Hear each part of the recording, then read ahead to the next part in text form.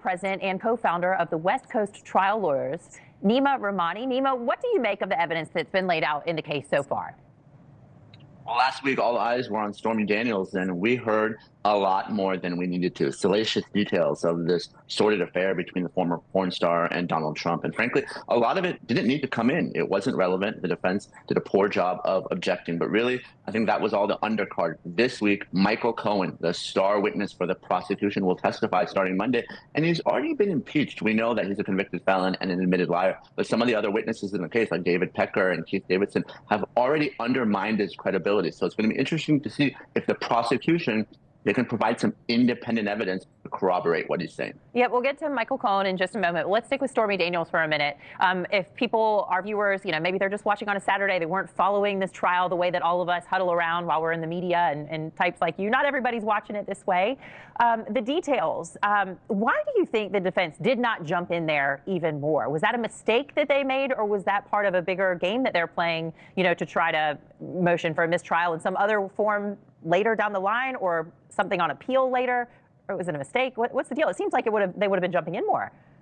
Oh, they should have. It was a huge strategic mistake. And this is why, if you fail to object as a lawyer, normally you waive those objections on appeal or in a motion for mistrial. There is an exception if there's a clear legal error, but that wasn't the case here. And the reason why none of this is relevant is we're talking about false business records, right? Whether Donald Trump actually had an affair with Stormy Daniels doesn't really matter. What matters is how the payments to Michael Cohen were accounted for. Were they actually legal payments, like the defense is saying, or were they reimbursement for hush money? So although the judge did allow some of the Stormy Daniels testimony to come in because the defense in their opening statement essentially called her a liar, say the affair didn't happen, but some of the details like the position, whether a condom was used, Melania and Donald Trump sleeping in separate rooms, none of that was relevant to the business record. So the defense really dropped the ball this week when Daniels was testifying both on Tuesday and on Thursday. And Neama, earlier on the show, we had Ty Cobb. If you'll remember, he's a former White House attorney under President Trump. Let's take a listen to what he had to say. The real difficulty here for the state has always been trying to tie these payments primarily to a campaign finance violation. I think that is going to be a significant issue if Trump is convicted on appeal. Okay, so let's go to Michael Cohen now. What do you expect the prosecution to start with when they put their blockbuster star witness on the stand? Well, first, Ty is absolutely right. Under New York law, false business records, they're just a misdemeanor unless they're in furtherance of or to cover up another crime. That's why the state is arguing that this was election fraud or a campaign finance violation.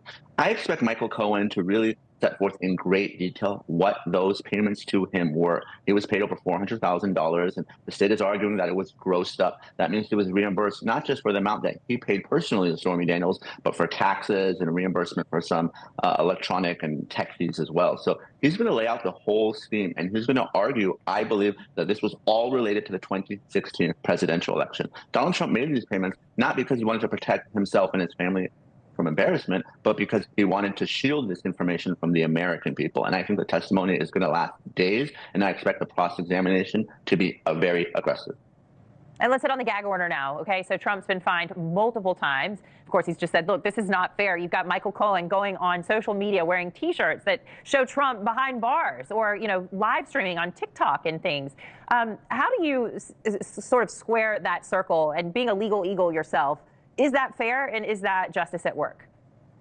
Donald Trump has a good argument that folks like Stormy Daniels and Michael Cohen are free to post on social media, but he's not. I think he would be in a different position had he not violated the gag order 10 times and been fined 10 times. I think Judge Juan Merchan is hesitant to expand the order to allow for free response for Donald. Worried that if I open the door even just a little bit, Trump is going to walk right through that, and we're going to have lots of problems with Trump attacking witnesses, jurors, and really affecting the integrity of these proceedings. Yeah, probably not the easiest thing for Donald Trump, not somebody who normally sits on his hands when people are saying things that he doesn't like.